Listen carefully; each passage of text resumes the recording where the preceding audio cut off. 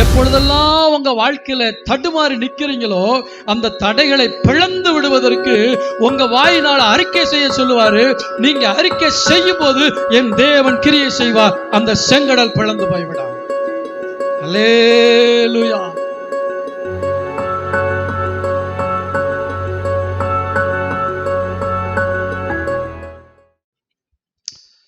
யாத்ராகமத்தின் புத்தகம் 7ஆம் அதிகாரம் 1ஆம் வசனம் 2ஆம் வசனத்தை வாசிக்க கேட்போம். யாத்ராகமத்தின் புத்தகம் 7ஆம் அதிகாரம் 1-2 வசனங்கள். கர்த்தர் மோசேயை நோக்கி, பார், உன்னை நான் பார்வோனுக்கு தேவனாக்கினேன். உன் சகோதரனாகிய ஆரோன் உன் தீர்க்கதரிசியாய் இருப்பான். நான் உனக்கு கட்டளையிடும் யாவையும் நீ சொல்ல வேண்டும். பார்வோன் இஸ்ரவேல் புத்திரரை தன் தேசத்திலிருந்து அனுப்பிவிடும்படி உன் சகோதரனாகிய ஆரோன் அவனிடத்தில் பேச வேண்டும். ஆண்டவர் இந்த பூமியிலே செய்ய போகிற ஒரு காரியத்தை எப்படி மனிதனோடு இணைந்து ஆண்டவர் செய்கிறார் என்பதை பார்க்க முடிகிறது. மனிதனை படைப்பதற்கு முன்பாக ஆண்டவர் தானாக தனியாக மனிதனை படைத்தாலும் அங்கேயும் பிதா, குமாரன், பரிசுத்த ஆவியானவராக கூட்டு முயற்சியாகத்தான் செயல்பட்டிருக்கிறார். தன்னிச்சையாக அவர் எதையும் செய்யவில்லை. இந்த பூமியிலே அவர் மனிதனை படைத்த பின்பும் ஆண்டவர் மனிதனோடு இணைந்துதான் செயல்பட விரும்புகிறார். ஆதியாகமத்திலிருந்து வெளிப்படுத்தின விசேஷம் வரைக்கும் நீங்கள் பார்க்கும் பொழுது மனிதனை கொண்டுதான் ஆண்டவர் செயல்படுகிறார். இயேசு கிறிஸ்துவை கொண்டு உலகங்களை உண்டாக்கினார். அவரை கொண்டும் அவருக்கென்றும் அவருக்காகவும் எல்லாவற்றையும் ஆண்டவர் சிருஷ்டித்தார் என்று வேதத்தில் பார்க்கிறோம். அப்ப உலகத்தை உண்டாக்கும் போதே ஆண்டவர் தம்முடைய குமாரனை வைத்து உலகத்தை உண்டாக்கினார். அதே சமயத்தில் மனிதனை படைத்த பின்பு இந்த பூமியில் செய்யக்கூடிய அனைத்து காரியங்களிலும் மனிதனோடு இணைந்துதான் தேவன் செயல்பட விரும்புகிறார். எத்தனை பேர் விசுவாசிக்கிறீங்க? அப்ப ஆண்டவர் யாரோடு இணைந்து செயல்பட விரும்புகிறார் என்றால் அவருடைய சித்தத்தை அறிந்து அவருக்காக வாழ வேண்டும் என்கிற துடிப்புள்ளவரை கொண்டுதான் செய்ய விரும்புகிறார். ஆனால் அந்த துடிப்பு உடனடியாக எல்லாருக்கும் வருவதில்லை. எல்லாரும் வேண்டாம் என்றுதான் சொல்லுகிறார்கள். ஆண்டவருக்கு ஊழியம் செய்ய முடியாது என்றுதான் சொல்லுகிறார்கள். ஆனால் ஆண்டவர் ஒரு மனிதனை முன்குறித்து விட்டால் நீங்கள் என்னதான் வேணான்னு சொன்னாலும் உங்களை கொண்டுதான் அந்த வேலையை செய்து முடிப்பார். ஒரு அல்லேலூயா சொல்லுவோமா? அநேக நேரங்களிலே தேவன் நம்மை அழைக்கும் போது உடனடியாக அவருடைய வார்த்தைக்கு கீழ்ப்படிந்து வர நமக்கு மனசு இருக்காது. உதாரணத்துக்கு, ஆண்டவர் நான் ரட்சிக்கப்பட்ட உடனே என்னை ஊழியத்துக்கு கூப்பிட்ட உடனே ரொம்ப சந்தோஷமா வந்துட்டேன். ரட்சிக்கப்பட்டு நான் விசுவாசியா இருந்தது கிட்டத்தட்ட ஒரு 6 மாசம் தான். 6 மாதத்திலே ஊழியக்காரனா மாறிட்டேன். ஆண்டவர் ஊழியத்துக்கு அழைத்த உடனே சந்தோஷமா வந்துட்டேன். ஏன்னா ஊழியம்னா என்னன்னே தெரியாது. முன்னாடி நின்று பாட்டு பாடுறது, பிரசங்கம் பண்றதுன்னு நினைச்சேன்.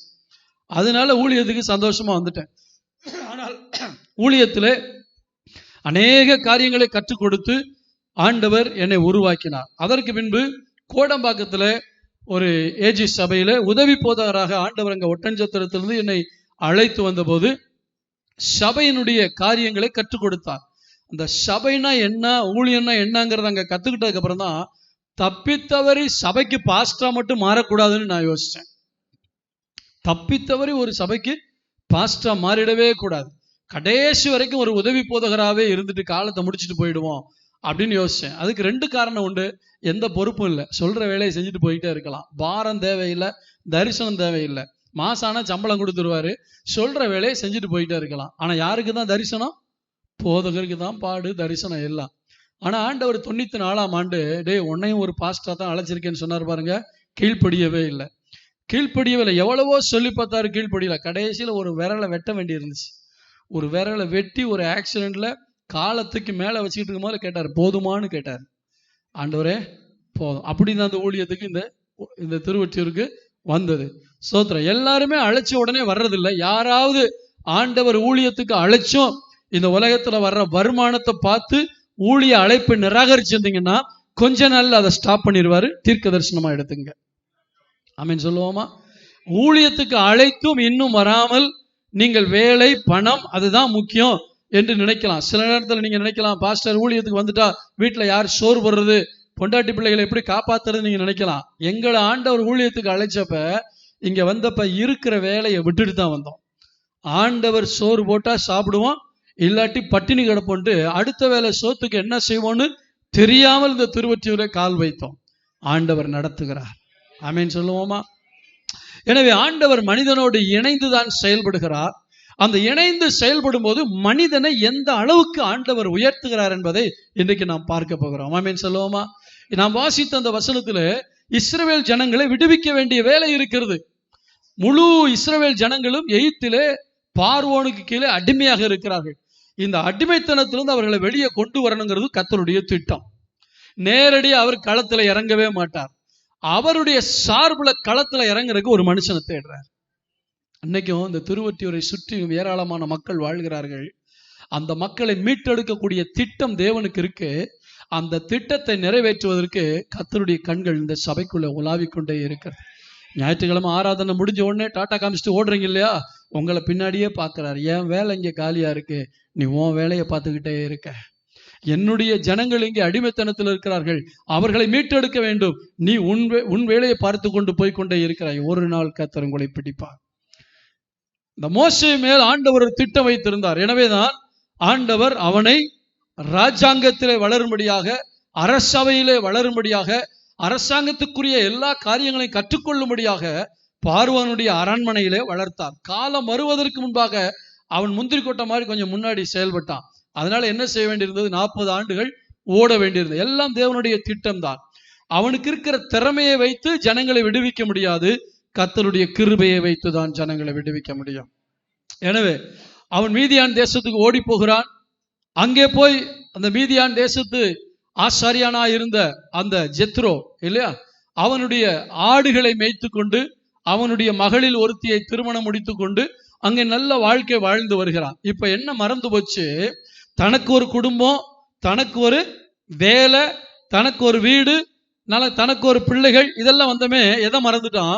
எகிப்திலே தன்னுடைய ஜனங்கள் அடிமைத்தனத்தில் இருக்கிறதை மறந்து போய்விட்டார். அன்பானவர்களே, நாம் தனியாக இருக்கும் பொழுது, இயேசுவை ஏற்றுக்கொண்ட புதிதிலே ஜனங்களை பார்க்கும் பொழுது ஆத்தும பாரம் உள்ளத்தை வாட்டும். ஐயோ ஜனங்கள் அழுகிறார்களே என்று அவ்வப்போது எழுந்து எழுந்து ஜெபம் பண்ணுவோம்.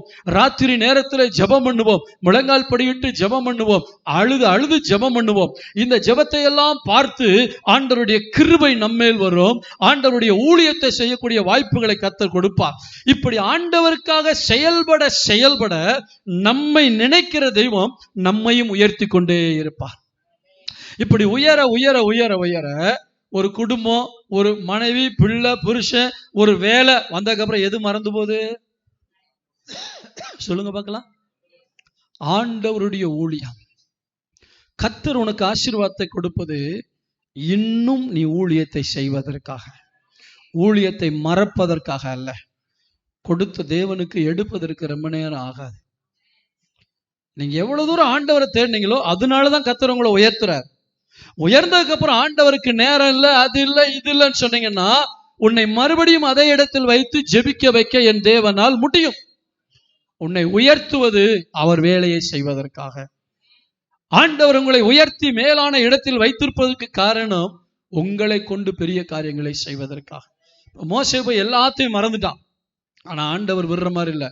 எத்தனை நாள்? ஒரு நாள் 2 நாள்ல 40 வருஷம் இந்த இஸ்ரவேல் ஜனங்களை குறித்த எந்த தரிசனமும் இல்லாமல், சொந்த தாய் அங்கே இருக்கிறாள், சொந்த அண்ணனுக்கு இருக்கிறாள், சொந்த அக்காள் அங்கே இருக்கிறாள்.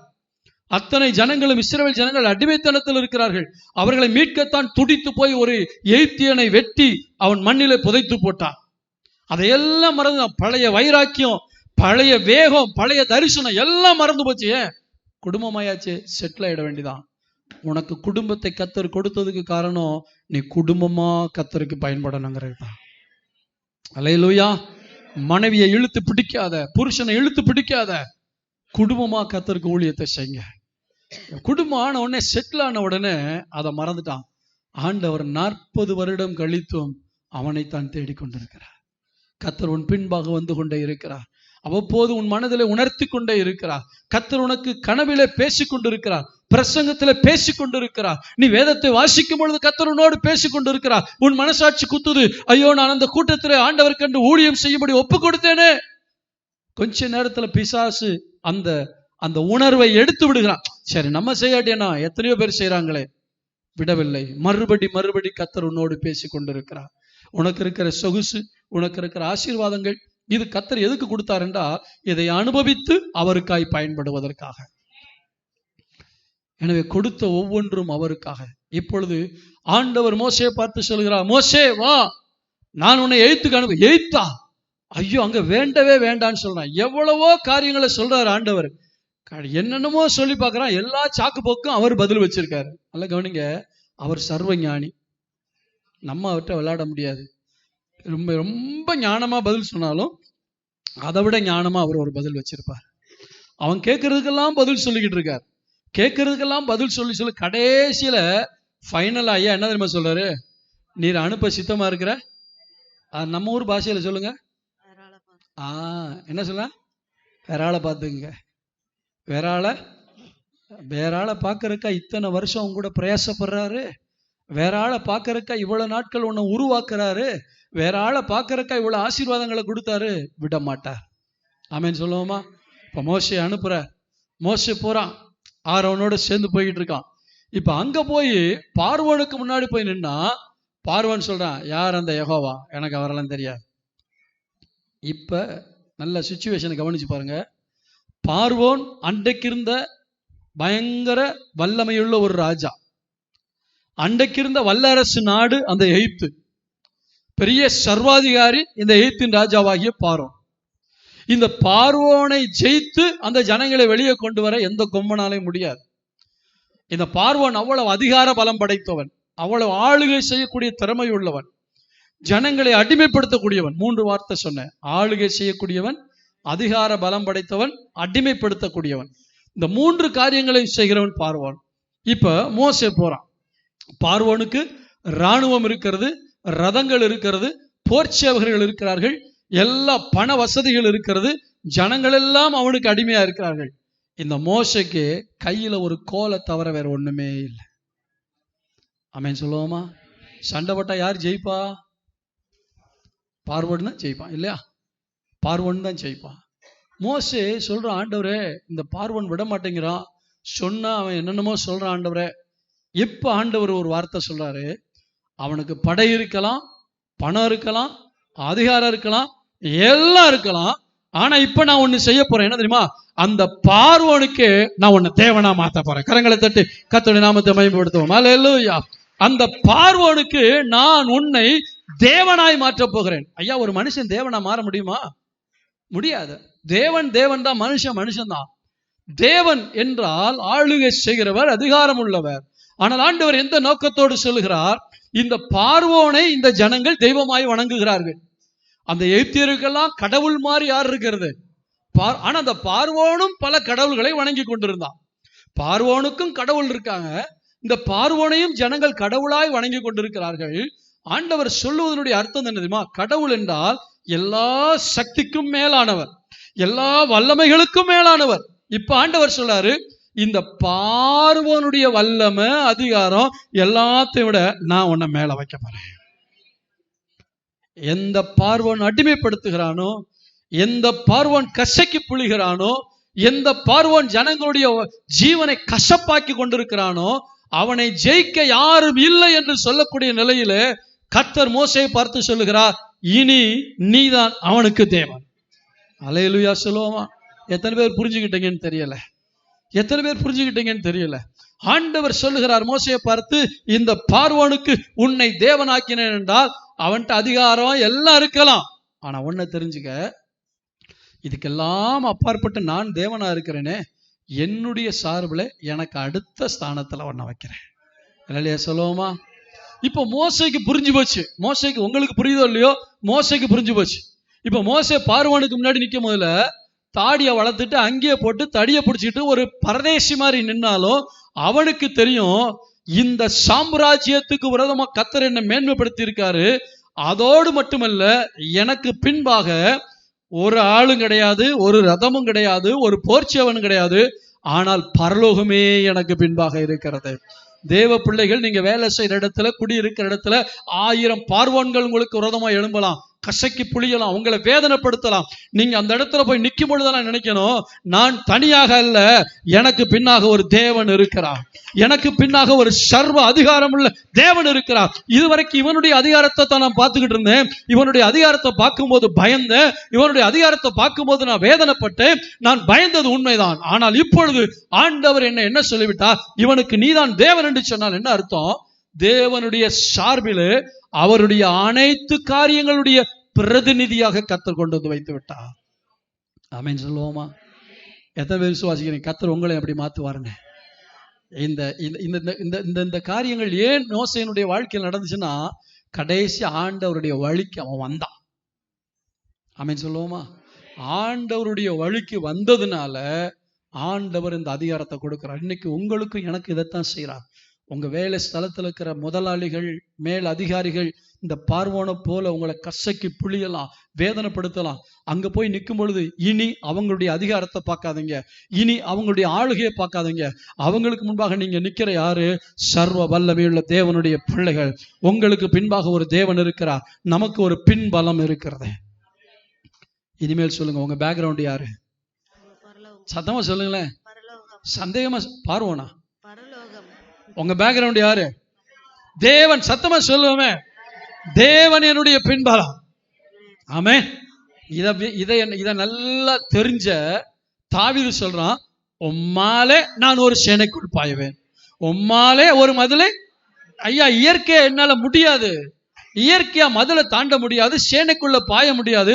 ஆனா நீங்க என்னுடைய பேக்ரவுண்டா இருக்கிறதுனால உங்க பலத்துல என்னால எல்லாத்தையும் செய்ய முடியும். அல்லேலூயா. இந்த ஒரு வேகம், இந்த ஒரு உத்வேகம், இந்த விசுவாசம் தேவ பிள்ளைகளுக்குள்ள இருக்கணும். எங்க போனாலும் ஒரு கெத்தா போகணும். பாக்கெட்ல பணம் இல்லைன்ட்டு மூஞ்ச தொங்க போட்டுக்கிட்டு போக கூடாது. பாக்கெட்ல தாங்க பணம் இல்லை, பரலோகத்துல இருக்கு எனக்கு தேவையானது அத்தனை. நான் அப்படிதான் வாழ பழகிட்டேன். ஸோ என் கையில இல்லை, ஆனா அவர் கையில இருக்கு. எப்பவுமே நம்ம மேல இருக்கிற இந்த அபிஷேகம், அதிகாரம், இதெல்லாம் என்னன்னு தெரியாம நம்ம வாழ்ந்துகிட்டு இருக்கோம். ஸ்தோத்திரம். நீங்க எப்பவுமே சூழ்நிலையை சார்ந்து வாழக்கூடாது, தேவைகளை சார்ந்து வாழக்கூடாது, தேவனை சார்ந்து வாழ வேண்டும். தேவனை சார்ந்து வாழும் பொழுதுதான் எந்த சூழ்நிலையிலும் உங்களால கெத்தா இருக்க முடியும், உங்களால தைரியமா இருக்க முடியும். ஆமென் சொல்லுவோமா? அல்லேலூயா. ஸ்தோத்திரம். நம்முடைய தேவன் எல்லா வல்லமைகளுக்கும் அதிகாரங்களுக்கும் மேலானவர். நல்ல கவனிங்க, பிசாசுக்கும் அதிகாரம் உண்டு, பிசாசுக்கும் வல்லமை உண்டு. பிசாசுக்கு வல்லமை உண்டுன்னு விசுவாசிக்கிறீங்களா? ஆமா, பைபிள்ல போட்டிருக்குல்ல, சத்துருடைய சகல வல்லமையை மேற்கொள்ள உங்களுக்கு அதிகாரம். அப்ப பிசாசுக்கு வல்லமை உண்டு. இந்த பிசாசும் இந்த பூமியிலே தன்னுடைய வேலையை செய்ய விரும்புகிறான். அவனுக்கு யார் அடிபணிகிறார்களோ அவன் தன்னுடைய வல்லமையை கொடுத்து அவர்களை வைத்து தன் வேலையை செய்கிறான். தேவனுக்கும் இந்த பூமியில வேலை உண்டு. யார் தன்னை முழுவதும் தேவனுக்கு அர்ப்பணிக்கிறார்களோ அவர் தம்முடைய வல்லமை முழுவதையும் கொடுத்து தன்னுடைய வேலையை செய்ய விரும்புகிறார். 2 பேரும் போட்டி போடுறாங்க, யாராவது சிக்க மாட்டேனான்ட்டு. தம்பி, நீ யார் கையில சிக்கி இருக்க? பிசாசு கையிலையா, ஆண்டவருடைய கையிலையா? தங்கச்சி, சகோதரனே, சகோதரியே, நீ யாருடைய வேலையை செய்து கொண்டிருக்கிறாய்? பிசாசுடைய வேலையை செய்து கொண்டிருக்கிறாயா அல்லது ஆண்டவருடைய வேலை செய்து கொண்டிருக்கிறாயா? நீ ஆண்டவருடைய கரத்திலே கருவியா இருக்கிறாயா அல்லது பிசாசுடைய கையிலே கருவியா இருக்கிறாயா? பிசாசுடைய கையிலே கருவியா இருந்தால் கடைசியில உன்னை அழித்து விடுவான், உனக்கு மகுடம் சூட்ட மாட்டான், உனக்கு வெகுமதி கொடுக்க மாட்டான். இயேசுவை காட்டிக் கொடுப்பதற்கு ஒரு ஆள் தேவைப்பட்டது பிசாசுக்கு. யாரை பிடித்தான்? ஏற்கனவே உள்ளத்திலே பண ஆசையோடு வாழ்ந்த யூதாஸ் காரியத்தை பிடித்தான்.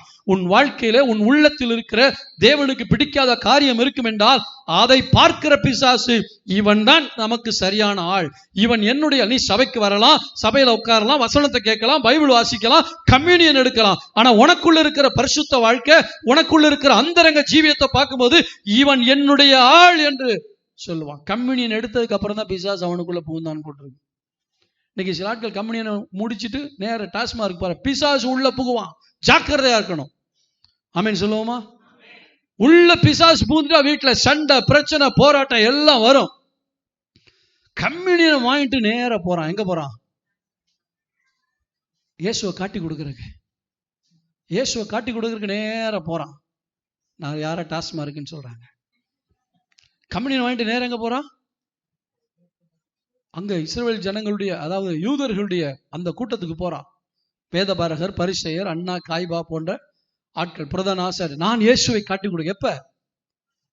கையில கம்யூனியன் வாங்கிட்டு யாருடைய ஆளா இருக்கான்? ஐயா, பந்தி எடுக்கிறது இயேசுடைய ரத்தத்துக்கு அடையாளமா இருக்கிற பந்தி.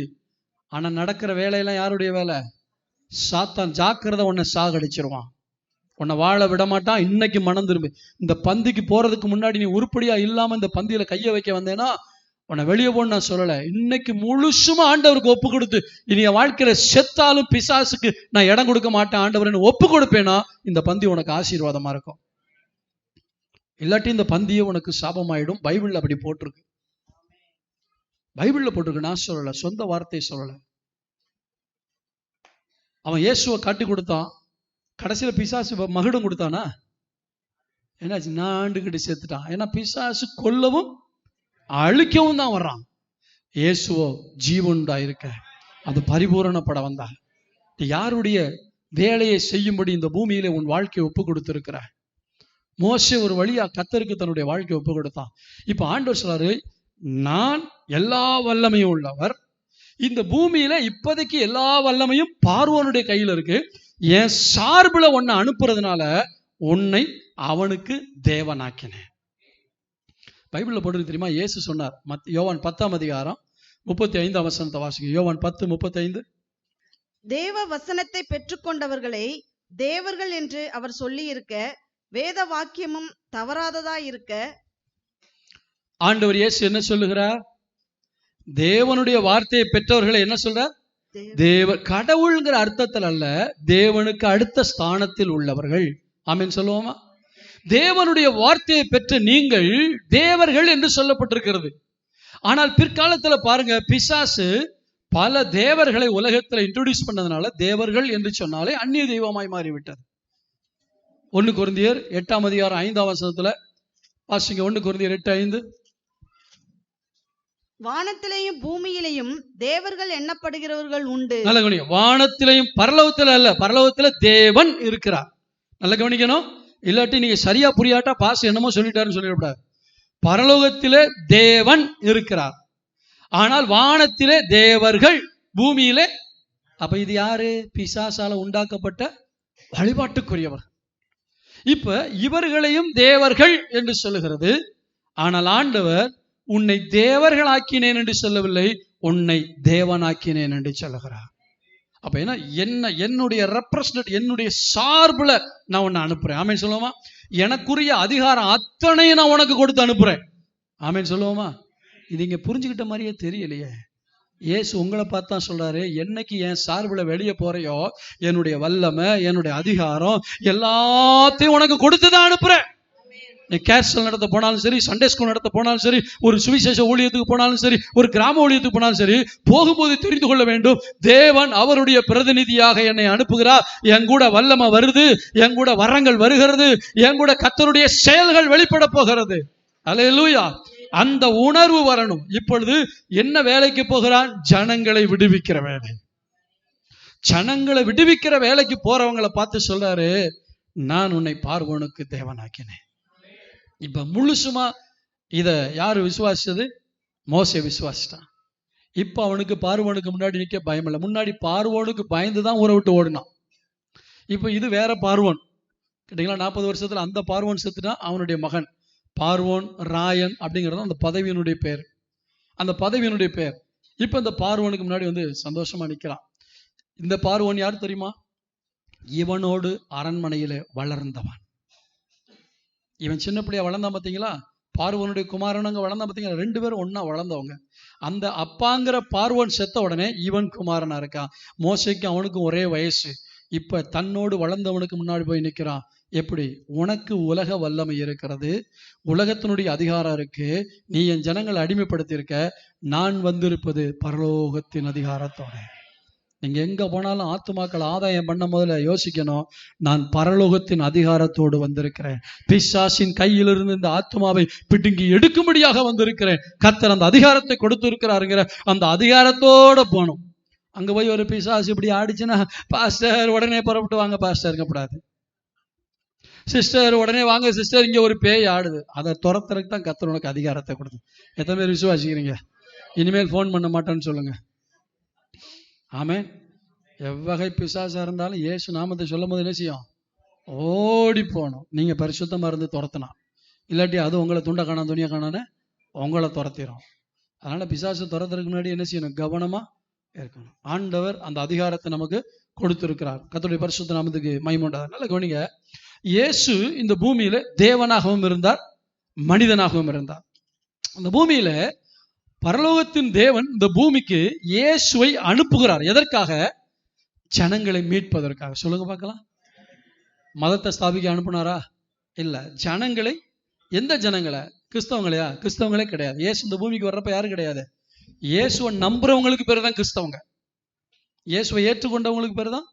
அப்ப இயேசு இந்த பூமியில வரும் பொழுது முழு உலகமும் பாவத்தில் இருந்தபடினால் பாவத்தில் இருக்கிற ஜனங்களை மீட்டெடுக்கும்படியாக பூமியில மனிதனாய் வந்தார். ஆனா மனிதனா வந்தாலும் அவருக்கு தெரியும் என்னை அனுப்பினது யார் என்கிற உணர்வு. அதனாலதான் அவர் எங்க போய் நின்று பேசினாலும் அதிகாரத்தோடு பேசுவார். ஆட்கள்லாம் பார்ப்பாங்க, இந்த அதிகாரம் இவருக்கு கொடுத்தது யாரு? சில வசனங்களை நீங்க வாசிங்க பார்க்கலாம். மத்தேயு 7ஆம் அதிகாரம் 28ஆம் வசனம். மத்தேயு 7ஆம் அதிகாரம். இயேசு இந்த வார்த்தைகளை சொல்லி முடித்த போது அவர் வேத பாரகரை போல் போதியாமல், பைபிள் காலேஜ்ல படிச்சுட்டு வந்து ஏதோ சொல்லி கொடுக்கறத ஒப்பிக்கிற மாதிரி அவர் பிரசங்கம் பண்ணாம அதிகாரமுடையவராய் அவர்களுக்கு போதித்தபடியால் ஜனங்கள் அவருடைய போதகத்தை குறித்து ஆச்சரியப்பட்டார்கள். சொல்லுவோமா? தெய்வ பிள்ளைகளே, நீங்க சுவிசேஷம் சொல்ல போகும் பொழுது பயந்து பயந்து சொல்லக்கூடாது, ஒரு அதிகாரத்தோடு சொல்லணும். ஆமென் சொல்லுவோமா? அதிகாரத்தோடு. ஏன்னா பரலோகம் உங்களுக்கு அந்த அதிகாரத்தை கொடுத்திருக்கு. இயேசு இந்த பூமியில வந்த போது அந்த வசனத்தை மற்ற வேத பாரகர் பரிசேயர்லாம் பிரசங்கம் பண்ணும் போதுல ஒரு மாதிரி இந்த படிச்சுட்டு வந்து ஒரு மாதிரி ஏற்ற இறக்கத்தோட சொல்லுவாங்கல்ல, அந்த மாதிரி எல்லாம் அவர் சொல்லல. அதிகாரம். தேவனால் அனுப்பப்பட்டவங்க எப்பவுமே பிரசங்கத்தை அதிகாரத்தோட தான் பண்ணுவாங்க. மனுஷனுக்கு பயந்து பயந்து வாழ்றவங்க தான் எங்க கோச்சுக்குவாங்களோ, இவங்க கோச்சுக்குவாங்களோ, அவங்க கோச்சுக்குவாங்கன்ட்டு தடவி கொடுத்து பட்டு தடவி பிரியமானவர்களே இப்படியெல்லாம் இருக்கு அப்படின்ட்டு. ஆனா அதிகாரத்தை பெற்ற ஒரு தேவ மனுஷன் அதிகாரத்தை பயன்படுத்துவார். நீங்களும் நீங்க இருக்கிற இடத்துல, வேலை பார்க்குற இடத்துல உங்களுக்கு மேல் அதிகாரங்கள் இருந்தாலும் உங்களுக்கு பின்னே உங்களோடு பரலோகத்தின் அதிகாரம் இருக்கிறது என்பதை ஒரு நாளும் மறந்து போகக்கூடாது. ஆமென். அல்லேலூயா. 8ஆம் அதிகாரம் 26, 27 வாசிங்க. மத்தேயு. அதற்கு அவர், அற்ப விசுவாசிகளே, ஏன் பயப்படுகிறீர்கள் என்று சொல்லி எழுந்து காற்றையும் கடலையும் அதட்டினார். உடனே மிகுந்த அமைதல் உண்டாயிற்று. அந்த மனுஷர்கள் ஆச்சரியப்பட்டு, இவர் எப்படிப்பட்டவரோ, காற்றும் கடலும் இவருக்கு கீழ்ப்படுகிறதே என்றார்கள். காற்றும் கடலும் கீழ்ப்படியக்கூடிய அளவுக்கு இவர் வார்த்தையில என்ன இருந்தது? வல்லமை இருந்தது, அதிகாரம் இருந்தது. அதிகாரத்தோடு சொல்றார். ஆமென் சொல்லுவோமா? அப்ப ஆண்டவர் ஆளுகையின் மேல் அதிகாரம் கொடுப்பது மட்டுமல்ல, இந்த பூமியில தேவனுடைய வேலையை செய்ய வந்த இயேசு அந்த வேலையை செய்வதற்குரிய தடையாய் வந்த காற்று, கடல், புயல் இதையெல்லாம் பார்த்து பேசினாரு. இப்ப நீங்க இயற்கையை பார்த்து பேச முடியுமா? முடியாதா? நான் பேசி இருக்கிறேன், ரிசல்ட்டை கண்டிருக்கிறேன். ஆமென் சொல்லுவோமா? ரட்சிக்கப்பட்ட புதுதுல எங்க பாஸ்டரோட பைக்ல அந்த நாட்கள் ராஜ்தூத் வச்சிருந்தார். அந்த ராஜ்தூத்துல வண்டியில போவார் பாச்சலூருங்கிற மலை ஏரியாவுக்கு. அப்ப நானும் அவரும் பைக்ல போகும் பொழுது பின்னாடி மழை வருது. நான் ஏற்கனவே சொல்லியிருக்கேன் உங்களுக்கு, மழை வருது. நாங்க மேல 30 கிலோமீட்டர் மேல போனோம்.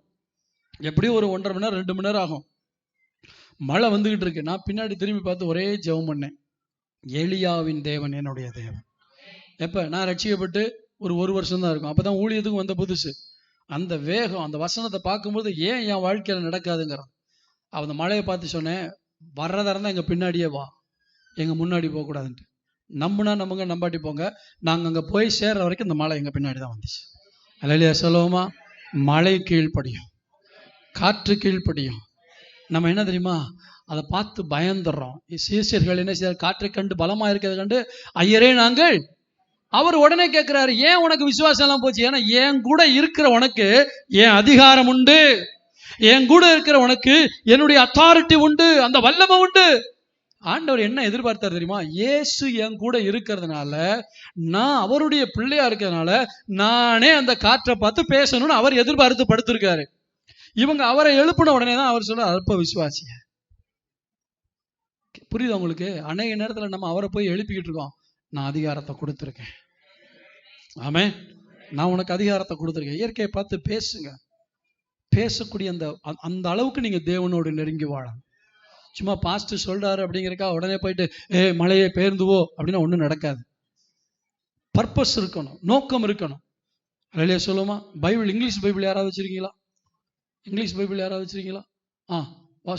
சோஃபி வாசிமா அந்த 10ஆம் அதிகாரம் முதல் வசனத்தை. என்ன டிரான்ஸ்லேஷன்? NKJV வாசிக்கலாம். 1ஆம் வசனம். அதாவது யாத்ராமம் 7:1. யாத்ராமம் 7:1.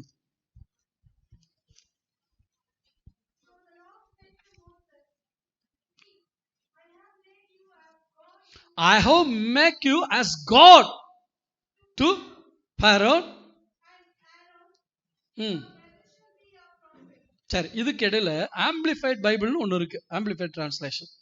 அதுல என்ன போட்டிருக்குன்னா பிராக்கெட்ல to declare my will and purpose to him. என்னுடைய நோக்கத்தையும் என்னுடைய சித்தத்தையும் நிறைவேற்றுவதற்காக நான் உன்னை தேவனாக்கினேன். அல்லேலூயா சொல்லுமா? உனக்கு பெருமை வர்றதுக்காகவோ உனக்கு பேர் உண்டாவதற்காகவோ நானும் வல்லமையுள்ள ஆளுகிறதுக்காகவோ அல்ல, உன்னை பெருமைப்படுத்துவதற்காக அல்ல. இந்த பூமியில என்னுடைய நோக்கமும் என்னுடைய சித்தமும் நிறைவேறுவதற்கு நான் உன்னை பார்வோனுக்கு தேவனாக்கினேன். தேவன் நமக்கு கொடுக்கிற ஒவ்வொரு வல்லமை, வரம், கிருபை, தாளந்து எல்லாம் எதுக்காக தெரியுமா? அவருடைய நோக்கத்தை நிறைவேற்ற. நாம் பெரிய ஆளாகிறதுக்காக அல்ல, என் பேர் பிரஸ்தாபமாகிறதுக்காக அல்ல. அவருடைய நோக்கம் என்ன? ஜனங்களை விடுதலை செய்வது. அவருடைய நோக்கம் என்ன? பாவப்பட்ட மக்கள் பரிசுத்தமான தெய்வத்தை பார்ப்பது. அந்த நோக்கத்துக்காக ஏற்படுத்துகிறார். ஏற்படுத்திட்டு சொல்றாரு, என்ன சொல்றாரு? உன்னுடைய சகோதரனாகிய ஆரோன் உனக்கு, அப்படியே போட்டிருக்கு. எப்படி போட்டிருக்கு? உனக்கு தீர்க்கதரிசியா இருப்பான்னு போட்டிருக்கா? உன் தீர்க்கதரிசியா இருப்பான்னு போட்டிருக்கா? உன் தீர்க்கதரிசி. ஐயா, தேவன் தனக்கென்று தீர்க்கதரிசிகளை வைத்திருக்கிறார். ஆண்டவர் என்ன சொல்லுகிறாரோ அதை சொல்லுகிறவன் தான் தீர்க்கதரிசி. கண்ணில் ஜனங்கள் எதை விரும்புவாங்களோ குருட்டாம்போக்குல சொல்றதல்ல. யார் அந்த எஸ்தர்னா 10 எஸ்தர் எழும்பி வருவாங்க, கேட்டீங்களா? அதெல்லாம் சும்மா. ஆனா ஆண்டவருடைய தீர்க்கதரிசிகள் தேவன் மனதில் என்ன வைத்து என்ன சொல்லுகிறாரோ அதை கொண்டு வந்து சொல்லுவது. ஆமென் சொல்லுவோமா? அப்ப ஆண்டவர் சொல்லுகிறார், ஆரோன் உனக்கு தீர்க்கதரிசியா இருப்பான்னா நீ என்ன சொல்றியோ அதைத்தான் ஆரோன் சொல்லணும். வேற ஒண்ணு என்ன செய்யக்கூடாது, சொல்லப்படாது. ஆமென் சொல்லுவோமா? இப்ப சொல்றாரு, நீ தேவனாயிட்ட, உனக்கு யாரையும் தரேன், உனக்கு ஒரு தீர்க்கதரிசி. யோசிச்சு பாருங்க, ஆண்டவர் தன்னுடைய ஊழியத்தை செய்யறவங்களை எப்படி மேன்மைப்படுத்த. ஆனா ஒண்ணு தெரிஞ்சுக்கணும், நம்மளை ஆண்டவர் தேவனாக்கிட்டாருங்கிறதுக்காக நானே தேவன்றப்படாது, அப்புறம் ஃபீஸ் பிடிங்கிருவாரு. அப்படிதான் பாலாசிரியர் லாரிங்கிறவரு நானே இயேசுன்னு சொன்னாரு, கடைசியில் முத்துகிருஷ்ண லாரியா மாதிரி கீழே விழுந்து செத்து போயிட்டார். கேட்டீங்களா? ஒரு நாள் நமக்குள்ள என்ன வரக்கூடாது? பெருமை. எவ்வளவு பயன்படுத்தினாலும் கன மகிமையெல்லாம் அவருடைய பாதத்தில் வச்சுட்டு ஐயா எல்லாமே உங்களுக்கு தான் சொல்லணும். அந்த மகிமையில மட்டும் கையை வச்சிடவே கூடாது. இப்ப சொல்ல, நான் உன்னை பார்வோனுக்கு தேவனாக்கிட்டேன் அப்படின்னு அர்த்தம். உனக்கு அவன்கிட்ட இருக்க அத்தாரிட்டியை விட, அவனுக்கு இருக்கிற பவரை விட, அவனுக்கு இருக்க அதிகாரத்தை விட அதிகமா உனக்கு தரேன். இப்ப மோசே நல்ல கணி சில காரியங்களை சொல்றதுக்கு முன்னாடி சொல்ல, மோசே போய் கோலை போட்ட உடனே அது சர்ப்பமா மாறுது. இது என்ன பெரிய காரியம், வாங்கடான்னு கூப்பிடுறான். அங்க இருக்க மந்திரவாதிகள் போடுறாங்க, சர்ப்பமா மாறுது. பாக்குறேன், என்னடா நம்ம செய்யறத இவனுக்கு தேவனா கத்தர் மாத்தினாரா? இல்லையே, நம்ம செய்யறதெல்லாம் அவனும் செய்யறானு. அடுத்து தண்ணியை ரத்தமா மாத்துறான், அவனும் தண்ணி என்ன செய்யறான்? ரத்தமா மாத்துறான். என்ன நம்ம செய்யறதெல்லாம் அவன் செய்யறானு. உடனே குழம்பு போச்சு. அடுத்து ஒரு காரியத்தை செய்யறான். என்ன? பேன் வருது. பேன் வந்த உடனே மந்திரவாதிகளும் தங்களுடைய மாயத்தினாலே பேன்களை பிறப்பிக்க முயற்சிக்கும் போது நடக்கலங்க. உடனே அவன் சொல்றானுங்க, இது என்னது? தேவனுடைய விரல். அதுக்கு அர்த்தம் புரியுதா? இந்த மோசே தேவன் கிடையாது, இவனுக்குள்ள இருந்து ஒரு தெய்வம் செயல்படுறாரு, அவருடைய விரல். அல்லேலூயா சொல்லுவோமா? எத்தனை பேர் விசுவாசிக்கிறீங்க உங்களுக்குள்ள இருந்து தேவனுடைய விரல்? புதிய ஏற்பாட்டில் இயேசு சொன்னார்ல, நான் என்னுடைய விரல்களினாலே பிசாசுகளை துரத்துகிறபடியா. நீங்க தான் அந்த விரல். தேவன் மேல இருக்காரு, நீங்க யாரு? எனக்கு இருக்கிற. இப்ப பாருங்க, ஒரு போலீஸ்கார் இருக்கார். அந்த போலீஸ்காருக்கு அரசாங்கம் என்ன கொடுத்துருக்கு?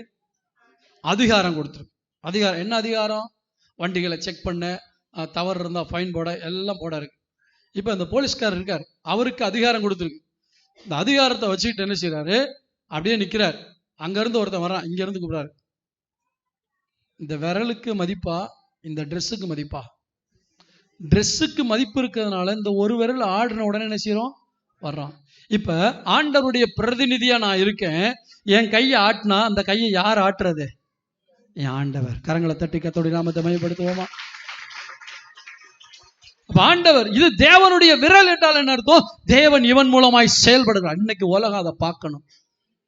ஏதோ இவங்க சுவிசேஷம் சொல்ல வந்துட்டாங்க, மதம் மாத்த வந்துட்டாங்க, அப்படி பார்க்கறத விட்டுட்டு இவர்கள் தேவனுடைய விரல், இவங்க தேவனுடைய வல்லமையை நடப்பிக்கிறாங்க, இவங்க மூலமா அற்புதம் நடக்குது, இவங்க மூலமா அதிசயம் நடக்குது. இன்னைக்கு நம்முடைய திருவொற்றியூரை சுற்றி இருக்கிற பட்டணத்தில் இருக்கிற மக்கள் சொல்ல வேண்டும். எத்தனை பேர் விசுவாசிக்கிறீங்க? அப்படியே கரங்களை உயர்த்தி ஜெபம் பண்ணுவோம். ஆண்டவரே, என்னை உம்முடைய விரலாய் மாற்று. உம்முடைய அதிகாரத்தை வெளிப்படுத்தக்கூடிய விரலாக, உம்முடைய வல்லமையை வெளிப்படுத்தக்கூடிய விரலாக, உம்முடைய அற்புத அடையாளங்களை செயல்படுத்தக்கூடிய விரலாய் மாற்று. ஆமென், ஹல்லேலூயா. இப்ப ஆண்டவர் தன்னுடைய இருதயத்தில் இருக்கிறத மக்களுக்கு சொல்றதுக்கு தீர்க்கதரிசிகளை கர்த்தர் எழுப்பினார். ஏசாயா, எரேமியா, இவங்கெல்லாம். இப்ப பாருங்க, தாவீது சொல்றான், நாத்தாண்டவர் சொல்லு, பார், நான் நான் நான் தேவனுடைய பெட்டி திரைகளின் மறைவில் இருக்கு, நான் ஒரு கேதுரு மரத்தால் செய்யப்பட்ட வீட்டுல குடியிருக்கிறேனே, ஆண்டவருக்கு ஒரு ஆலயத்தை கட்டுன்னு சொல்லுவேன். செய்ப்பா, மனசுல இருக்கதான் செய். சில தீர்க்கதரிசிகள் அப்படி இருப்பாங்க, ஜனங்களுடைய விருப்பத்தை கேட்டு நல்லா செய்ய, கர்த்தர் உங்களை ஆசீர்வதிப்பார், கர்த்தர் உங்களோடு இருப்பார், கர்த்தர் உங்களை இன்னும் அதிகமா ஆசீர்வதிப்பார். இவன் முற்றத்து கூட போல கர்த்தர் எங்கிருந்து காதை பிடிக்கிறே, நான் சொன்னா திரும்ப போ, நான் சொல்றதான் சொல்லணுமே தவிர உன் மனசுல ஆளுக்கு ஏத்த மாதிரி, அந்த வசதிக்கு ஏத்த மாதிரி தீர்க்கதரிசனம் செய்யக்கூடாது. காணிக்க நிறைய கிடைக்குதுங்கிறதுக்காக நீ தீர்க்கதரிசனம் தானே செய்யக்கூடாது, பாசிட்டிவா மாத்திரப்படாது. ஆண்டவர் சொல்லாரு, போ, நீ கட்ட வேண்டான்னு சொல்லு. இப்பதானே ஆண்டவரே சொன்னேன், என்ன உன்னை பொய் தீர்க்கதரிசின்னு சொன்னாலும் பரவாயில்ல, என்ன பொய் தேவன்னு சொல்லக்கூடாது. ஆமீன் சொல்லுவோமா? உன் பேர் கேட்டாக்கா பரவாயில்ல, என் பேர் என்ன செய்யக்கூடாது, போ சொல்லு, வேணான்னு சொல்லு. இப்ப நாத்தான் தீர்க்கதரிசி சொல்றான், தீர்க்கதரிசனங்கிறது என் மண்டையில இருக்கிறத சொல்றது இல்ல, அவர் சொல்றத சொல்றது. ஆமீன் சொல்லுவோமா? என் இருதயத்துல தோன்றத சொல்றது இல்ல, அவர் சொல்லுவதை சொல்லுவது. இப்ப சொல்றாரு, நீ சொல்றதான் ஆரோன் சொல்லணும், அவன் உனக்கு தீர்க்கதரிசி அல்ல, உன் தீர்க்கதரிசியா இருப்பான். இல்லையா சொல்லுவோம். அப்ப எவ்வளவு அத்தாரிட்டியை மோசைக்கு கொடுக்குறாரு. ஆமீன் சொல்லுவோமா? இப்ப நல்லா கவனிங்க. பார்வோனுக்கு தேவன் யார்? பார்வோனுக்கு தேவன் யாரு? இப்ப மோசே. ஆண்டவர் மாத்தி சொல்லுங்க, யார வச்சிருக்காரு? பார்வோனுக்கு தேவன் யார்? சரி, இந்த தேவனுக்கு தீர்க்கதரிசி யார்? இது ஒரு பக்கம் இருந்தாலும் ஆண்டவர் ஒரு நாள் தன்னுடைய ஸ்தானத்தை விட்டு கொடுக்கவே மாட்டார். இப்ப 2ஆம் வசனத்தை வாசிங்க. நான் உனக்கு கட்டளையிடும் யாவையும். இங்கதான் இருக்கு. ஏப்பா, ஃபைனல் அத்தாரிட்டி என்னுடையது. நான் உனக்கு கட்டளையிடுகிற யாவையும் நீ சொல்ல வேண்டும். நீ சொல்ல வேண்டும். ஏப்பா, உனக்கு ஒரு தீர்க்கதரிசி கிடைச்சிட்டாங்கிறதுக்காக உன் இஷ்டத்துக்கு நீ சொல்ல முடியாது. நான் என்ன சொல்றேனோ அதை கேட்டு நீ என்ன செய்யணும்? ஆரோனுக்கு சொல்லணும். வாசிங்க. பார்வோன் இஸ்ரவேல் புத்திரரை தன் தேசத்திலிருந்து அனுப்பி விடும்படி உன் சகோதரனாகிய ஆரோன் அவனிடத்தில் பேச வேண்டும். நல்ல கவனிங்க. தேவன் பூமியிலே தன்னுடைய வேலையை மனிதர்களை கொண்டு செய்கிறார். அதுல நல்ல ஒரு டீம் ஒர்க்கா செய்யறாரு. நான் செய்ய நினைக்கிறேன் எதை? என் ஜனங்களை மீட்க நினைப்பது என்னுடைய திட்டம், மோசேயினுடைய திட்டம் அல்ல. என் ஜனங்களை மீட்பதற்கு நான் ஒரு மனிதனை தேடுகிறேன். அந்த மனிதன் மோசே. அந்த மனிதனுக்கு உதவி செய்ய ஆட்கள் தேவை, அது ஆரோன். உதவி செய்ய ஆள் இருக்குங்கிறதுக்காக மோசே தான் இஷ்டப்படி செயல்படக்கூடாது. நான் என்ன சொல்லுகிறேனோ அதை மோசே கேட்கணும். ஆனா நீ யாரு? பார்வோனுக்கு நீ தான்ப்பா தெய்வம், ஆனா உனக்கு நான் தெய்வம், மறந்துடாத. அல்லேலூயா சொல்லுவோமா? நீ பார்வோனுக்கு தேவனா இருந்தாலும் உனக்கு தேவன் யாரு? நான். அதனால நான் உனக்கு என்ன சொல்றேனோ அதை நீ சொல்லு. விசுவாசிகள் கவனிங்க. நீங்க முழங்கால் படியிட்டு உங்க குடும்ப பிரச்சனை, உங்களுடைய வேலையில இருக்க பிரச்சனை, உங்களுடைய பிசினஸ்ல இருக்க பிரச்சனை, நீங்க குடியிருக்கிற இடத்துல பிரச்சனைக்காக நீங்க ஜெபிக்கும் பொழுது தேவன் ஒரு வார்த்தை சொல்லுவார். அந்த வார்த்தையை பிரச்சனையை பார்த்து நீங்க சொல்லணும். நீங்களே எடுத்த உடனே சும்மா சொல்லப்படாது. அந்த வார்த்தையை தேவனிடத்திலிருந்து பெற்றுக்கொண்டு சொன்னா அப்படியே நடக்கும். ஆமீன் சொல்லுவோமா? இந்த திருமணத்துல நான் சாட்சி சொன்னேன் இல்லையா? ஆண்டவர்கிட்ட ஜெபம் பண்ணேன். ஆண்டவர் தெளிவா சொன்னார், மீந்திருக்கிற ஆசீர்வாதத்தை தருவேன்னு. அவர் சொன்னதை நான் சொல்லிக்கிட்டே இருந்தேன். கல்யாணம் முடிஞ்சதுக்கு அப்புறம் பார்த்தா கர்த்தர் என்ன செய்யாரு? மீந்திருக்கிற ஆசீர்வாதத்தை. நானா விசுவாசத்துல அறிக்கை செய்யறது வேற, விசுவாச அறிக்கைங்கிறது நான் ஆசைப்படுறத அறிக்கை செய்யறது இல்ல. அவர் எனக்கு என்ன சொன்னாரோ அதை விசுவாசித்து அதை விசுவாச அறிக்கையாக நான் செய்வது. அல்லேலூயா. இதுதான் விசுவாச அறிக்கை. நாளைக்கே ஆண்டவர் சொல்லியிருக்காரு, இது நான் வலதுபுறத்துல இடதுபுறத்துல இடம் கொண்டு பெருக வைப்பேன்னா அவர் சொன்னதுனால இது நம்ம சபை கிடையாது, பெருசா இருக்குன்னு சொல்லுவோம். இது இந்த இடமோ வேற இடமோ ஆமென் சொல்லுவோமா? இதை செய்ய வைக்க அவரால் முடியும். சரி, இப்ப ஆண்டவர் சொல்றாரு, நான் உனக்கு கட்டளையிடுகிற யாவையும் நீ என்ன செய்யணும்? ஆரோனுக்கு சொல்லணும். ஆரோன் அங்க ஆண்டவர் இன்னைக்கு பரலோகத்தில் இருக்கிற தெய்வம் இந்த திருவொற்றியூர்ல இருக்கிற மக்களை மீட்டெடுப்பதற்காக மோசேக்களை தெரிந்து கொண்டார். அன்றைக்கு மோசே, ஏன்னா ஒரு இடத்துல ஒரு எகிப்துல மட்டும்தான் அவருடைய ஜனங்கள் அடிமைத்தனத்தில் இருந்தாங்க. ஆனா இன்னைக்கு முழு உலகத்திலும் பாவத்தின் அடிமைத்தனத்தில் மக்கள் நிறைந்திருக்கிறபடியால் அநேக மோசேக்கள் ஆண்டவருக்கு தேவை. அப்ப அநேக மோசேக்கள் தேவைப்பட்டால் அநேக ஆரோன்களும் தேவை. என்னை இந்த பகுதிக்கு ஒரு மோசையாக தெரிந்தெடுத்து வைத்திருக்கிறார். உங்கள் ஒவ்வொருவரையும் ஆரோனாக கர்த்தர் தெரிந்தெடுத்து வைத்திருக்கிறார். இதுக்கு காரணம் என்ன? அவருடைய சித்தமும் நோக்கமும் நிறைவேறுவதற்காக. ஏதோ சர்ச்சுக்கு வர்றேன், அட்டன் பண்றேன், முடிஞ்ச உடனே துண்டை காணான் துணியை காணான்னு ஓடுறேன், அது தேவனுடைய பிள்ளைக்கு அழகு அல்ல. உன்னை இந்த இடத்துல வைத்திருப்பதற்கு காரணம் மோசேயினுடைய சொல்லை கேட்டு அதை அப்படியே செய்யக்கூடிய ஒரு ஆரோனாக கர்த்தர் அழைத்திருக்கிறார். தேவனுடைய சிஸ்டத்தை புரிஞ்சிருக்கணும். சர்ச்சுக்கு வர்றது ஏதோ நான் ஒரு செலிப்ரேஷனுக்காக வர்றேன் அப்படிங்கிறதுல அது அல்ல. இது தேவனுடைய வீடு. உன் இஷ்டப்படி இருக்க முடியாது, உன் இஷ்டப்படி வாழ முடியாது, உன் இஷ்டப்படி செய்ய முடியாது. சில விசுவாசிகள் என்ன செய்வாங்க, 2 நாளைக்கு சர்ச்சுக்கு வராம டிமிக்கி கொடுத்துருவான், பாஸ்ட் நம்மளை தேடி. நான் தேடியே வரமாட்டேன். தெரியுமில்ல என்ன பத்தி உங்களுக்கு? நீ ஸ்ட்ரைக் பண்ணினா ஸ்ட்ரைக் பண்ணிட்டு கடை, பரிசுத்தம் வரந்த கர்த்தரை கொண்டு வருவார். ஆமென் சொல்லுமா? சபைன்னா என்னங்கிறது என்ன நமக்கு இல்லை. 2 வாரம் 3 வாரம் வராட்டி பாஸ்ட் ஃபோன் பண்ணுவார்ல. நோ, நம்ம குணம் மாறணும், வாழ்க்கை மாறணும். எதுக்கு சபைக்கு வர்றோங்கிற அந்த திட்டம் தெளிவா நமக்கு இருக்கணும். இந்த திட்டத்தை விட்டு ஏதோ வர்றோம், பாட்டு பாடுறோம், ஆண்டவர் அற்புதம் செய்கிறார் உண்மை. ஆனால் நம்மை அழைத்திருப்பது ஒரு கூட்ட மக்களை விடுதலை செய்வதற்காக. ஆமென் சொல்லுவோமா? மத்தேயு 8ஆம் அதிகாரம் 13ஆம் வசனத்தை வாசிங்க. இயேசுவை பற்றி தொடர்ந்து பார்ப்போம். பின்பு இயேசு 100க்கு அதிபதியை நோக்கி, நீ போகலாம், நீ விசுவாசித்தபடியே உனக்கு ஆக கடவது என்றார். அந்த நாளிகையிலே அவன் வேலைக்காரன் சொஸ்தமானான். நீங்க அந்த 100க்கு அதிபதி இயேசு சொன்ன வார்த்தையை நம்பி போனா, அந்த வார்த்தையை அவன் விசுவாசித்தபடினா இந்த வார்த்தை என்ன செஞ்சது? கிரியை செய்து அங்கே ஒரு சுகத்தை. அப்ப இயேசுடைய வார்த்தையில என்ன இருந்துச்சு சொல்லுங்க? வல்லமை இருந்துச்சு.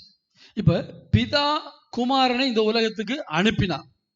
நீங்க யோவான் சுவிசேஷத்துல பாத்தீங்கன்னா அடிக்கடி இயேசு சொல்றார், பிதா என்னை அனுப்பினது போல, என்னை அனுப்பின பிதா, என்னை அனுப்பின பிதா. நீங்க எல்லாம் உலகத்துல பிறந்தீங்கப்பா, ஆனா நான் மேல இருந்து வந்தேன், என்ன ஒருத்தர் அனுப்புனாரு, அதுக்கு ஒரு பர்பஸ் இருக்கு. என்ன சொன்னாரு இயேசு? பிதாவே, நீர் பூமியில எனக்கு நியமித்த கிரியைகளை செய்து முடித்த. யோவான் 17:4. பூமியிலே நான் செய்யும்படி நீர் எனக்கு நியமித்த கிரியைகளை, அந்த கிரியைகளை செய்யறதுக்கு தான் அத்தாரிட்டியை வார்த்தையில கொடுத்தாரு, செயல்கள்ல வல்லமையை கொடுத்தாரு. இப்போ உங்களை பார்த்து இயேசு சொல்றாரு, நல்லா கவனிங்க. மத்தேயு 28ஆம் அதிகாரத்துல கடைசியில் என்ன சொல்றாரு? இயேசு சீஷர்களை நோக்கி, ஏதோ வானத்திலும் பூமியிலும், அதுக்கு முன்னாடி ஒண்ணு வாசிமே, வானத்திலும் பூமியிலும் கர்த்தாக்கள் தேவர்கள் என, இதுல எல்லாம் இயேசு ஜெயிச்சிட்டார். ஒரு அல்லேலூயா சொல்லுவோமா? இப்ப வானத்துல கொஞ்ச நாளைக்கு இயேசு மரிக்கிறதுக்கு முன்னாடி வரைக்கும் வானத்துல தேவர்கள் இருந்தாங்க, கர்த்தாக்கள் இருந்தாங்க, உண்மைதான்.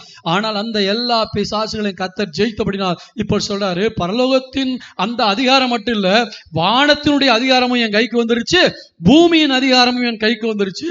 வானத்திலும் பூமியிலும் அதிகாரம் எனக்கு கொடுக்கப்பட்டிருக்கு. ஆகையால் நீங்கள் அப்ப என்ன சொல்றாரு? என்னுடைய திட்டத்தை நிறைவேற்றுவதற்கு நீ புறப்பட்டு போவாயானால் எனக்கு கொடுக்கப்பட்ட இந்த அதிகாரமும் வல்லமையும் உனக்கும் சொந்தம். அதனாலதான் சொல்றாரு, என்னை விசுவாசிக்கிறவன் நான் செய்த கிரியைகளை தானும் செய்வான், இவைகளை பார்க்கிலும் பெரிய. இன்னைக்கு விசுவாசிகளுக்குள்ள அந்த வைராக்கியம் வரணும். நான் கர்த்தருடைய பிள்ளை, கர்த்தரால தெரிந்து கொள்ளப்பட்டிருக்கேன். நான் எந்த பிரச்சனைக்கு முன்னாடி போனாலும் அது என்ன மேற்கொள்ள முடியாது, அதை விட பெரிய வல்லமையுள்ள தேவன் என் கூட இருக்காரு, அவருக்குரிய வல்லமை, அவருக்குரிய அதிகாரம் எல்லாத்தையும் எனக்கு கொடுத்திருக்கிறார். அந்த அதிகாரத்தோட போனோம். இனி பயந்து சோர்ந்து சோர்ந்து வாழ்ற வாழ்க்கையை விட்டுட்டு இந்த அத்தாரிட்டியோடு போனோம். ஆமீன் சொல்லுவோமா? இயேசு இந்த பிசாசு பிடிச்ச மனுஷனை விடுதலை செய்வதற்காக போகிறார். அதற்கு முன்னாடி அங்க ஆண்டு கொண்டிருந்தது யாரு? பிசாசு அந்த வாலிபனை ஆண்டபடினால் அவன் கைகளில் விலங்கு போடப்பட்டது. அந்த விலங்கை அவன் உடைச்சு எறிஞ்சிருவான். அவனை யாராலும் அடக்க முடியாது. அப்படிப்பட்ட நேரத்துல இயேசு போய் என்ன செய்தார்? அவனை அடக்கினார். ஆமீன் சொல்லுவோம். அந்த பிசாசை துரத்தி அவனை விடுதலை செய்தார். இப்ப இந்த அத்தாரிட்டி ஆண்டவர் எந்த இடத்துல எல்லாம் பயன்படுத்தினார்னு பாத்தீங்கன்னா, ஒவ்வொரு இடத்துலையும் ஜனங்களை விடுதலை செய்வதற்காக. இப்ப இயேசு எப்பெல்லாம் விடுதலை செய்தாரோ, இயேசு மூலமா எப்பெல்லாம் அந்த வல்லமை புறப்பட்டதோ, அப்ப ஜனங்கள் என்ன தெரியுமா சொன்னாங்க? மனுஷகுமாரனுக்கு இப்படிப்பட்ட வல்லமையை கொடுத்த தேவனை ஸ்தோத்தரித்தார்கள். அவர்தான் தேவன்னு ஜனங்களுக்கு தெரியாது. ஆனா துதி கனமெல்லாம் யாருக்கு போகுது? தேவனுக்கு போகுது. நம்மளை எந்த அளவுக்கு கர்த்தர் பயன்படுத்தினாலும் கனமும் மகிமையும் பெருமையும் புகழும் யாருக்கு? மத்தேயு 9:8 வாசிங்க. ஜனங்கள் அதை கண்டு ஆச்சரியப்பட்டு மனுஷருக்கு இப்படிப்பட்ட அதிகாரத்தை கொடுத்தவராகிய தேவனை மகிமைப்படுத்தினார்கள். மனுஷருக்கு இப்படிப்பட்ட அதிகாரத்தை கொடுத்தவராகிய தேவனை மகிமைப்படுத்தினார்கள். ஆமென் சொல்லுவோமா? அல்லேலூயா. ஆண்டவர் இயற்கைக்கு கட்டளையிட்டார் இல்லையா? இயற்கைக்கு கட்டளையிட்டார், காற்றுக்கு கட்டளையிட்டார், இப்ப பிசாசு கட்டளையிட்டார். இந்த வாலிபனை பார்த்து ஆண்டவர் பேசுறதுக்கு முன்னாடி அந்த பிசாசை பார்த்து பேசிட்டாரு. அவர் அசுத்த ஆவிகளுக்கு கட்டளையிட்டு இருந்தார். வாசிங்க லூக்கா 8:29. அந்த அசுத்த ஆவி அவனை விட்டு போகும்படி இயேசு கட்டளையிட்டபடியினாலே அப்படி சொன்னான். இப்ப அசுத்த ஆவியை பார்த்து என்ன சொல்றாரு? கெஞ்சினாரா? கட்டளையிட்டாரா? இப்ப நீங்க போறீங்க, தேவனுடைய ஸ்தானாதிபதியா நீங்க போறீங்க. ஒரு இடத்துல அசுத்த ஆவி பிடிச்சிருக்கு. பயந்து பயந்து ஜெபிக்கணுமா? அதிகாரத்தோட ஜெபிக்கணுமா? அதிகாரத்தோட. ஏன்? உங்க கூட யார் இருக்கா? சரி, இன்னொன்னு சொல்றேன். எரேமியா தீர்க்கதரிசி, அவனுக்கு துணைய யாருமே கிடையாது. கர்த்தர் சொல்றதுனால அவனை சிறைப்பிடிச்சிட்டாங்க. அவன் இஷ்டத்துக்கு சொல்லியிருந்தானா அவனுக்கு வீடு கட்டி கொடுத்துருப்பாங்க, சொந்த வீடு, காரெல்லாம். அவன் இன்னைக்கு அப்படிதான் தீர்க்கதரிசிகளுக்கு நிறைய கார் வீடெல்லாம் கிடைக்குது. ஏன்னா அவங்களுக்கு ஏற்ற மாதிரி தீர்க்கதரிசனம் சொல்றதுனால வசதிகள் நிறைய வருது. ஆனா எரேமியா கர்த்தர் சொல்ற தீர்க்கதரிசி. அதனால அவனுக்கு அடி, நிந்த, அவமானம் இதான் வந்துச்சு. கடைசியில அவனை போய் உள்ள குழிக்குள்ள போட்டாங்க, உளையான சேற்றுல போட்டாங்க, ராஜா அவனுடைய முற்றத்துல வச்சாங்க. அப்ப எல்லாம் அவனுக்கு விரோதமா சில வார்த்தைகள் வந்த போது அவன் என்ன தெரியுமா சொன்னா? உங்ககிட்ட அதிகாரம் இருக்கலாம், படபலம், பணபலம் எல்லாம் இருக்கலாம், கர்த்தரோ பயங்கரமான பராக்கிரமசாலியா. ஆமென் சொல்லுவோமா? எரேமியா என்ன சொல்ற? நல்லா சொல்லுங்க, சத்தமா சொல்லுங்க. கர்த்தரோ பயங்கரமான. இந்த அதிகாரங்களை விட மேலான அதிகாரம் உள்ள தெய்வம் என் கூட இருக்கிறதுனால நீ என்ன ஒண்ணும் செய்ய முடியாது.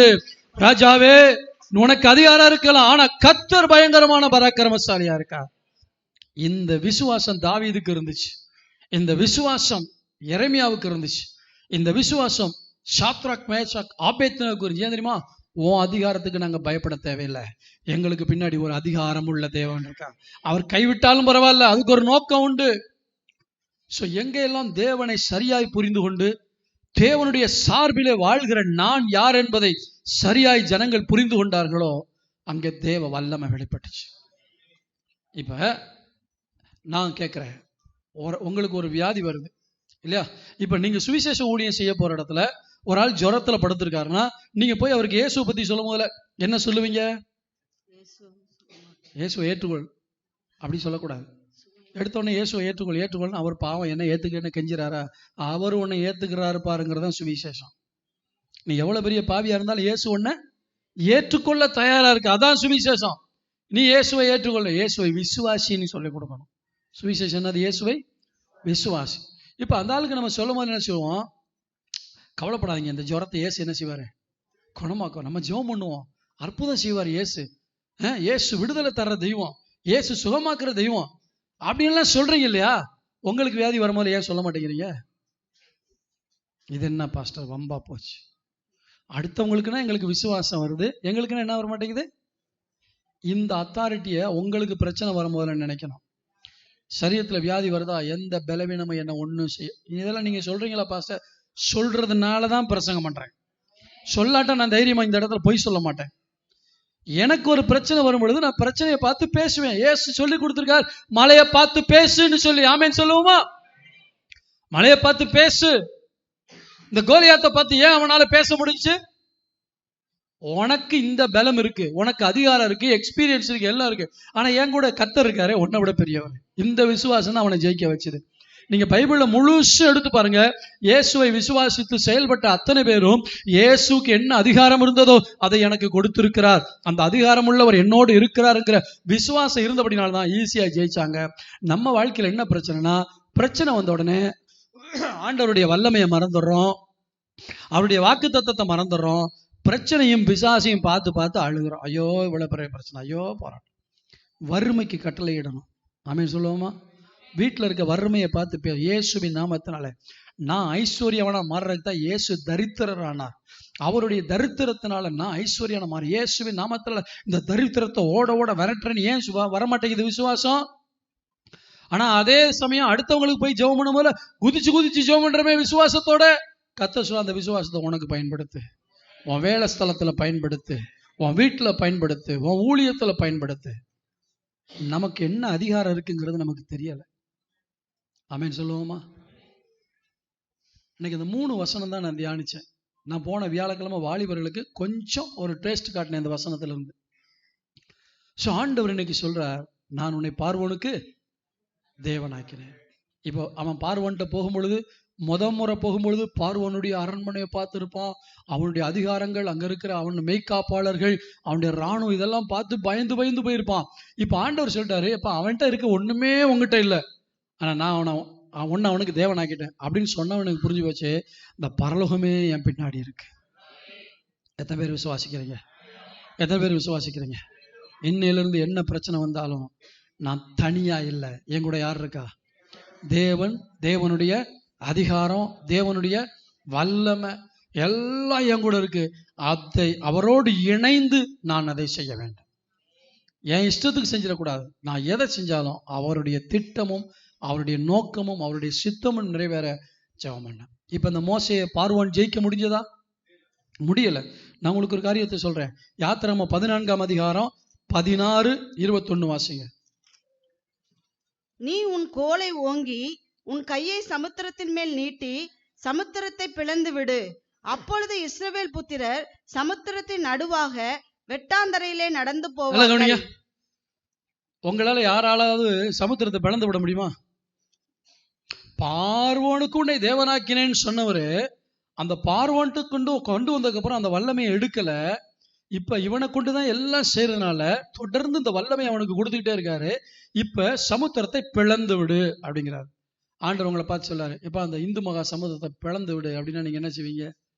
சிரிச்சுக்கிட்டே போயிருவீங்க. ஆண்டவருக்கு என்னமோ ஆயிடுச்சு, விளையாடுறாரு அப்படின்ட்டு. இப்ப செங்கடலுக்கு முன்னாடி நிக்கிறாங்க. செங்கடலுக்கு முன்னாடி நிற்கும் போதுல எல்லா ஜனங்கள் அழுகுறாங்க, இந்த வனாந்தரத்துல சாக வந்துட்டோம், பார்வான் பின்னாடி வர்றான், நாங்க என்ன செய்யணும்னு தெரியல. அப்ப ஆண்டவர் சொல்றாரு, நான் உனக்கு ஏற்கனவே அதிகாரத்தை கொடுத்திருக்கிறேன், என்னுடைய அழைப்பும் கிருபை வரங்களும் மாறாதவைகள். இப்ப நீ என்ன செய்ய? பிளந்து விடு. இப்ப சொன்ன உடனே மோசே என்ன செய்யறான்? மோசே தன் கையை சமுத்திரத்தின் மேல் நீட்டினான். அப்பொழுது கர்த்தர், நல்ல கவனிங்க, என்ன ஆண்டவரே அங்க செய்ய சொன்னீங்க, ரைட்டு, இப்ப ரொம்ப ஒவ்வொரு கையை நீட்டு இந்த செங்கடலை பிளந்து விடுன்னு சொன்னீங்களே, இது பிளக்காட்டி பின்னாடி இருக்கவனா என்ன பிளந்துருவான்? ஒண்ணுமே நடக்காட்டா சந்தேகப்படல. ஆண்டவர் கொடுத்த அதிகாரத்தை ஒரு தடவை பயன்படுத்திட்டு அடுத்த தடவை பயன்படுத்தும் போதுல அந்த வல்லமை இருக்குதா, அந்த அதிகாரத்தை செயல்படுத்துவாரா, சந்தேகப்படக்கூடாது. கொடுத்தவைகள் மாறாதவைகள். ஆண்டவர் கொடுத்த கிருபைகளும் வரங்களும் ஒரு நாளும் மாறாதது. மோசே கையை நீட்டினான். அப்பொழுது கர்த்தர் ராம் முழுதும் இதுதான் கூட்டு முயற்சி. அவனுடைய வல்லமை அல்ல, அவருடைய வல்லமையை விசுவாசித்து இவன் செயல்பட்ட போது வெளிப்பட்டது மோசேயின் வல்லமை அல்ல, தேவனுடைய வல்லமை. எப்பொழுதெல்லாம் உங்க வாழ்க்கையில தடுமாறி நிக்கிறீங்களோ அந்த தடைகளை பிளந்து விடுவதற்கு உங்க வாயினால் அறிக்கை செய்ய சொல்லுவாரு. நீங்க அறிக்கை செய்யும் போது என் தேவன் கிரியை செய்வார், அந்த செங்கடல் பிளந்து போய்விடும். அல்லேலூயா, அல்லேலூயா. இப்ப மோசே ஆண்டவர் சொல்ல சொல்ல சந்தேகப்படாம செய்யறான். இப்ப இன்னொரு வசனத்தை எடுத்து வாசிக்கலாமா? மார்க்கு சுவிசேஷம் 11ஆம் அதிகாரம். மார்க்கு 11ஆம் அதிகாரம் 24ஆம் வசனத்தை வாசிங்க. ஆதலால் நீங்கள் ஜெபம் பண்ணும் போது எவைகளை கேட்டுக்கொள்வீர்களோ அவைகளை பெற்றுக்கொள்வோம் என்று விசுவாசியுங்கள், அப்பொழுது அவைகள் உங்களுக்கு உண்டாகும் என்று சொல்கிறார். இப்ப என்ன சொல்றாரு? இந்த விசுவாசத்தை பாருங்க. இது என் தேவைகளை பெற்றுக்கொள்ளுகிற விசுவாசம். சொல்லுங்க பார்க்கலாம். என் தேவைகளை, இது எல்லா விசுவாசிகளுக்கும் தாராளமா இருக்கு. எல்லா விசுவாசிகளுக்கும் தாராளமா இருக்கு. ஏன்னா ஜெபம் பண்ண ஆண்டவர் வீடு தருவாரு, கார் தருவாரு, பங்களா தருவாரு, அது தருவாரு, இது தருவாரு அப்படின்னு ஜெபம் பண்ணி வாங்கிடுறோம். இது ஒரு விசுவாசம். ஆனால் வளருகிற விசுவாசம் இது அல்ல. இதை விட மேலானது. மேல உள்ள வசனத்தை வாசிங்க. எவனாகிலும் யாரு? மோசே, ஆரோன், தாவீது, இப்படி பவுல், இவங்க தான் சொல்லணும்னு சொல்லியிருக்காரா? எவனாகிலும், பக்கத்துல உங்களை பார்த்து சொல்லுங்க, அது நீயாவும் இருக்கலாம்னு சொல்லுங்க. அது இப்ப வாசிக்கிட்ட அந்த வார்த்தைய எவனாகிலும் சொல்லுங்க. பக்கத்துல இப்ப பார்த்து, அது நீயாகவும் இருக்கலாம், நானாகவும் இருக்கலாம். சரி, இப்ப வாசி, இந்த அர்த்தத்தோட வாசி. எவனாகிலும் இந்த மலையை பார்த்து நீ பெயர்ந்து சமுத்திரத்திலே தள்ளுண்டு போ என்று சொல்லி தான் சொன்னபடியே நடக்கும் என்று தன் இருதயத்தில் சந்தேகப்படாமல் விசுவாசித்தால் அவன் சொன்னபடியே ஆகும் என்று. இந்த விசுவாசம் மோசேக்கு இருந்தபடினால்தான் தேவன் பிளந்து விடுன்னு சொன்ன உடனே சந்தேகப்படாமல் கையை நீட்டினார். வாக்கு கொடுத்த தேவன் கீழ்காற்றை வரப்பண்ணி அவனுடைய விசுவாசத்தை கனம் பண்ணினான். நீங்க கர்த்தரை விசுவாசிக்கணும், கர்த்தரை கனம் பண்ணணும். கர்த்தர் அந்த விசுவாசத்தை என்ன செய்வாரு? கனம் பண்ணுவார். சந்தேகம், போராட்டம், என் தலையெழுத்து அப்படியெல்லாம் இருக்காதீங்க. ரட்சிக்கப்பட்ட பிள்ளைகளுக்கு தலையெழுத்தே கிடையாது. அதை மாத்திரக்குரிய வல்லமைய உங்க நாவுல கர்த்தர் கொடுத்திருக்கிறார். அல்லேலூயா, ஸ்தோத்திரம். அப்ப ரெண்டு விசுவாசம் என்னது? என்னுடைய தேவைகளை நான் பெற்றுக்கொள்வேன் என்கிற விசுவாசம் ஒன்று, என் மூலமாய் தேவன் கிரியை செய்வார் என்கிற விசுவாசம் ஒன்று. ஊழிய செய்யற பிள்ளைகளுக்கு என்ன விசுவாசம் தேவை? என் மூலமாய். அப்ப நான் சொன்னா நடக்கும், நான் சொன்ன வியாதி என்ன செய்யும்? போகும். இதெல்லாம் சும்மா மேஜிக் இல்லைங்க. கர்த்தரோடு வாழும் பொழுது கர்த்தர் அந்த அதிகாரத்தை நமக்கு கொடுக்கிறார். இப்ப எடுத்து வாசிங்க. மத்தேயு 10ஆம் அதிகாரம் 1ஆம் வசனத்தை, லூக்கா 9ஆம் அதிகாரம் 1-2 வசனத்தை வாசிக்கலாம். மத்தேயு 10:1. அப்பொழுது அவர் தம்முடைய 12 சீஷர்களையும் தம்மிடத்தில் வரவழைத்து அசுத்த ஆவிகளை துரத்தவும். நல்ல கவனிங்க. அவர் என்ன செஞ்சாரோ அதை இவங்களும் செய்யும்படிக்கு அசுத்த ஆவிகளை துரத்தவும், சகல வியாதிகளையும் சகல நோய்களையும் நீக்கவும் அவர்களுக்கு அதிகாரம் கொடுத்தார். நல்ல கவனிங்க. ஜுரத்துக்கு ஜெபம் பண்ணும் போதுல ஜுரம் போயிடுது. ஒரு கேன்சர் வியாதிக்காரங்களுக்கா போய் ஜெபம் பண்ணுங்கன்னா உங்களுக்கு விசுவாசம் வருதா? கேன்சர் நடத்துறவங்க, வீட்டுக்கூட்டம் நடத்துறவங்க, ஊழிய செய்யறவங்க எல்லாம் கவனிங்க. ஒரு ஜுரத்துக்காக ஜெபம் பண்ணும் போது விசுவாசத்தோட ஜெபம் பண்றோம். ஒரு கேன்சர் நமக்கு எப்படி தெரியுது? மலையை போல தெரியுது. கேன்சர் வியாதி போகுமா? ஸ்தோத்திரம். நல்ல கவனிங்க. நீங்க சந்தேகப்படாம ஜெபம் பண்ணா உங்களுக்கு இது நடக்கும். ஏன் நடக்கும்? ஆண்டவர் சொல்லிட்டாரு, குறிப்பிட்ட வியாதிகளை சுகமாக்குவதற்கு நான் அதிகாரம் கொடுக்கல, சகல வியாதிகளையும், சகல நோய்களையும், சகல வியாதிகளையும் நீக்குவதற்கு அவர்களுக்கு அதிகாரம் என்ன கொடுத்தாரு? அதிகாரம். அன்னைக்கு பிதா மோசே கையில எப்படி அதிகாரத்தை கொடுத்தாரோ, தேவனுடைய குமாரன் தன் கையில் இருக்க அதிகாரத்தை கொடுக்கிறார். இந்த விசுவாசம் இன்னைக்கு தேவை. நம்ம சபை 2 மடங்கு வளரும், ஈஸியா வளரும். எப்ப தெரியுமா? ஊழியம் செய்யற ஒவ்வொருவரும் இந்த அதிகாரத்தையும் வல்லமையும் உணர்ந்து பரிசுத்த ஆவியில நிரம்பி நீங்க ஒரு சிங்கத்தை போல போனீங்கன்னா எல்லாம் இறையாகிக்கிட்டே இருக்கும் உங்க கையில. ஆமீன் சொல்லுவோமா? இப்ப எடுத்து வாசிங்க. லூக்கா 9:1-2.